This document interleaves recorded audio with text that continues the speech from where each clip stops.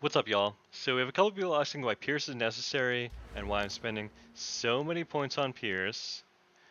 And so my theory was that you could pierce through a target and hit it with the explosion as well. So say you're shooting 4 projectiles with endless munitions and scatter shot. So you're hitting the target 4 times, piercing through, hitting the ground behind them, or hitting the ground underneath them, and hitting them with 4 explosions as well, for a total of 8 hits. So that was just a theory, and instead of selling everyone on a theory, I figured it was time to put it to the test. So I dropped all my Pierce from the tree, and started using a Pierce gem, and some 2 life on hit gloves, and then I hit up my boy Doriani in Act 6 to test things out. So without Pierce, we anticipate gaining 4 life per attack. So 2 shots, 2 hits, 2 life per hit, 2 times 2 equals 4. If you keep an eye on my health, you'll see me gaining 4 life per attack. The power of the Val. And then we slot the Pierce gem back in, so the assumption is that this will double our healing. 4 times 2 is 8, so we'll be gaining 8 health per attack. I did miss a couple times, so I believe there are a few 4s, but I'm gaining 8 life on almost every single attack.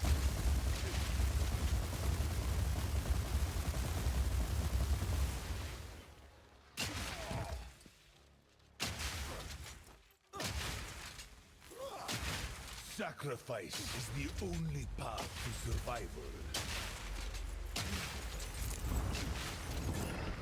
But that's just healing, isn't it? So if it doubles my damage, let's take a look at how much damage that would be doing.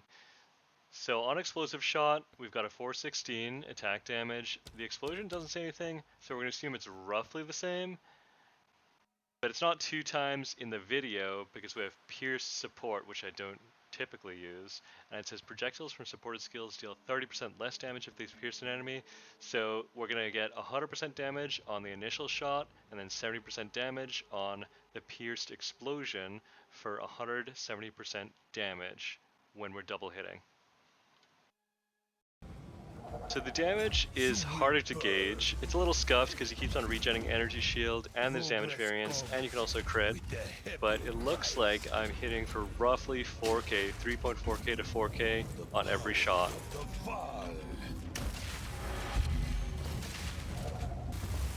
And on the second time around, we're anticipating 170% damage. So it looks like we're hitting for about 6k or more on every attack very consistently. So without the Pierce support gem penalty, we could assume that would be double. In conclusion, if you guys are running Explosive Shot for single target, you're going to need Pierce because it will double your damage. If your damage is still not high enough, I believe Paulstron is setting up Explosive Shot build with Shock Burst rounds for single target. It seems like he's doing a lot of damage, so I'll be messing around with that too. So I got my Pierce from these 3 points, point up here, and then a jewel. So this is 60 plus 15, 75, plus 19 is 94%. That's close enough to 100 for me. And also a little bit of tech that I got from a viewer is gas grenades. So I set up gas grenades to break armor, so it actually just has pure utility supports, and I put it on my weapon swap with weapon swap speed, armor breakpoints, another armor breakpoint here, and grenade damage. So grenade damage here, grenade damage here. And this guy, it breaks armor instantly. And I also have Voltaic mark on my weapon swap.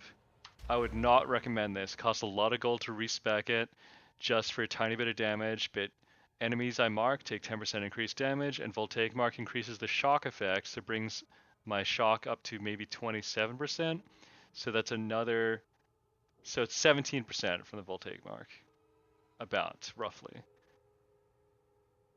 It's a lot of work for 17%. And I'll finish off with a quick little video of me pressing all my buttons against a boss. So Voltaic mark, gas grenade, oil grenade, emergency reload. Make sure you guys are looking for the instant armor break against the boss. Enjoy.